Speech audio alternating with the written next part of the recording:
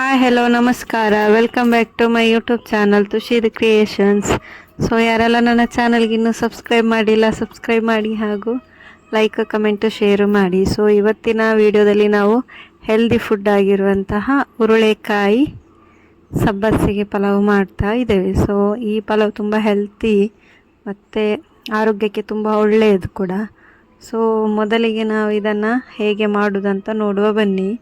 So ಮೊದಲಿಗೆ ನಾನಿಲ್ಲಿ ಒಂದು ಕುಕ್ಕರಿಗೆ 2ರಿಂದ 3 ಸ್ಪೂನ್ ಆಗುವಷ್ಟು ಆಯಿಲ್ ಹಾಕ್ತಾ ಇದ್ದೇನೆ. ಆಯಿಲ್ ಹಾಕಿ ನಂತರ ಇದಕ್ಕೆ ಚಕ್ಕೆ, ಲವಂಗ, ಬಿರಿಯಾನಿ ಎಲೆ ಎಲ್ಲ ಆ್ಯಡ್ ಮಾಡ್ತಾ ಇದ್ದೇನೆ.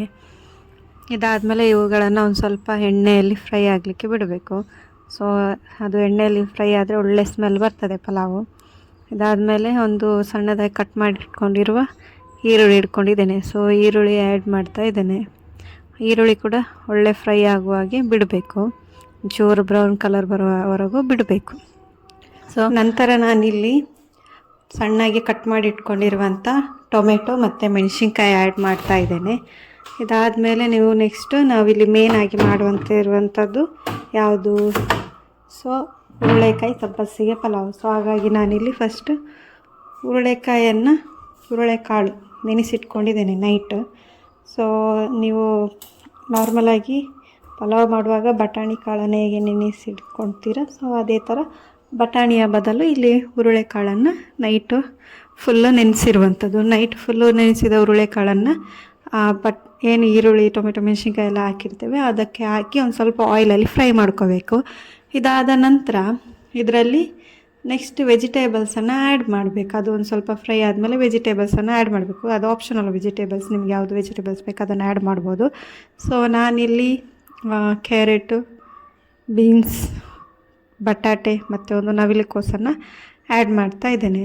ಸೊ ಈ ವೆಜಿಟೇಬಲ್ಸ್ ಆ್ಯಡ್ ಮಾಡೋದ್ರಿಂದ ತುಂಬ ಹೆಲ್ತಿಯಾಗಿರ್ತದೆ ಮತ್ತು ಒಳ್ಳೆಯದು ಕೂಡ.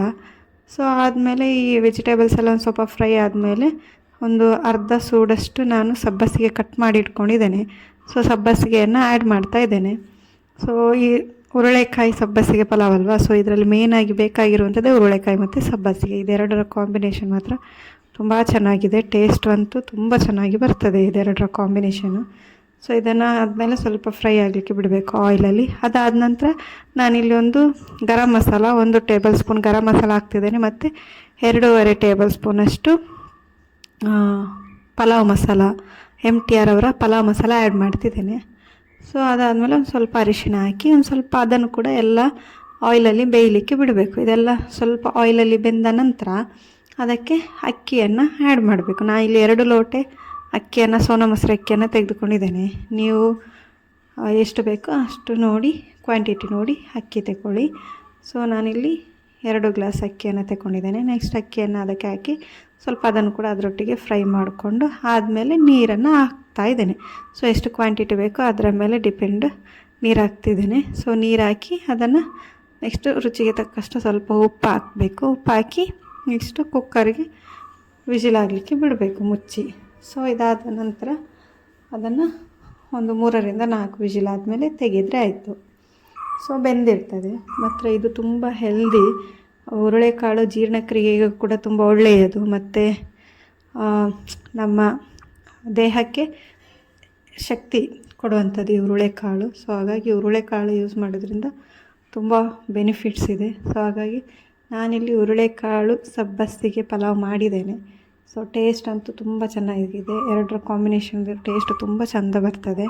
ಸೊ ನೀವು ಕೂಡ ಮನೇಲಿ ಟ್ರೈ ಮಾಡಿ ಹೇಗೆ ಆಗಿದೆ ಅಂತ ನನಗೆ ಕಮೆಂಟ್ ಮಾಡಿ. ಚೆನ್ನಾಗಿ ಬರ್ತದೆ, ಇದು ಮಾತ್ರ ತುಂಬ ಟೇಸ್ಟಿಯಾಗಿದೆ ಪಲಾವು. ನೀವು ಕೂಡ ಒಂದು ಸರಿ ಟ್ರೈ ಮಾಡಿ ನನಗೆ ಕಮೆಂಟ್ ಮಾಡಿ ಹೇಗೆ ಆಗಿದೆ ಅಂತ. ಓಕೆನಾ? ನೋಡಿದ್ರಲ್ವ ಹೇಗೆ ಮಾಡೋದು ಅಂತ. ನೋಡ್ತಾ ಇರ್ಬೋದು, ಪಲಾವು ತುಂಬ ಚೆನ್ನಾಗಿ ಬಂದಿದೆ. ನೋಡಲಿಕ್ಕೆ ಎಷ್ಟು ಚೆನ್ನಾಗಿದೆ ಅಂದರೆ ತಿನ್ನಲಿಕ್ಕೆ ಇನ್ನೂ ಸೂಪರಾಗಿರುತ್ತೆ ಅಲ್ವಾ. ಸೊ ನಾನು ಇದನ್ನು ತುಂಬ ಸರಿ ಮಾಡಿದ್ದೇನೆ, ಬಟ್ ನಾನು ಯೂಟ್ಯೂಬಲ್ಲಿ ಸರ್ಚ್ ಮಾಡುವಾಗ ಇದು ನನಗೆ ಸಿಗಲಿಲ್ಲ. ಸೊ ಹಾಗಾಗಿ ಇದು ಹೊಸ ರೆಸಿಪಿ ಅನ್ನಿಸ್ತು, ನಾನು ನಿಮ್ಮಲ್ಲಿ ಶೇರ್ ಮಾಡ್ತಿದ್ದೇನೆ. ಸೊ ನೀವು ಎಲ್ಲರೂ ಟ್ರೈ ಮಾಡಿ ಹೇಗಿದೆ ಅಂತ ನನಗೆ ಹೇಳಿ. ಸೊ ನನ್ನ ಚಾನಲ್ ಸಬ್ಸ್ಕ್ರೈಬ್ ಮಾಡಿ ಹಾಗೂ ಇದೇ ಥರ ವೀಡಿಯೋಗಳು ಬೇಕಾದಲ್ಲಿ ಕಮೆಂಟ್ ಮಾಡಿ. So thank you for all.